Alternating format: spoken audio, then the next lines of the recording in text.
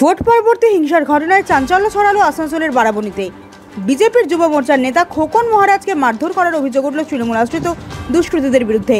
বারাবণী থানার সরিষাতলির কাপিস্টার ঘটনা। যুব মোর্চার নেতা খোকন মহারাজ কি জানিয়েছেন, আসুন শুনে নিই। ঘটনাটা কালকে দুপুর 2:30 নাগাদ আমরা বাড়িতে খেতে বসি, তখনই কিছু টিএমসির গুন্ডা বাহিনী এসে বাড়ির দৌড়ে গালাগালি শুরু করে। তো আমি বেরিয়ে ওদেরকে বলি যে আরে বাড়িতে মা বোন আছে, গালাগালি কেন করছিস? তো সেই পরিপ্রেক্ষিতে ওরা আরও কিছু ছেলেকে ডেকে মারধর শুরু করে। আমার মিসেস আমাকে বাঁচাতে যায়, তো তাকেও মারধর করে, তার নাইটি লাইটি ছেড়ে দেয়।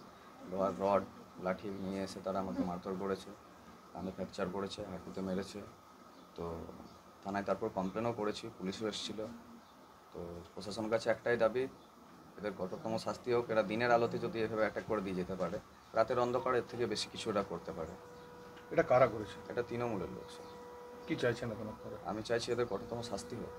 এটা প্রথম নয়, এর আগেও 2021-এ, 22-এ, 23-এ আমি আক্রান্ত হয়েছি। ভোটের আগে ভোটের পরেও আমি প্রত্যেকবারই আক্রান্ত হয়েছি।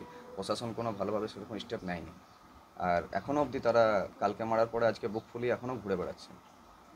এখনও কাউকে অ্যারেস্টও হয়নি, কিছু না। কার কার উপর আক্রমণ হয়েছে? আমার ওপর, আমার মিসেসের ওপর। কি নাম আপনার? আমার নাম খোকন মহারাজ, বারাবণী মণ্ডল 1 যুব মোর্চার প্রেসিডেন্ট।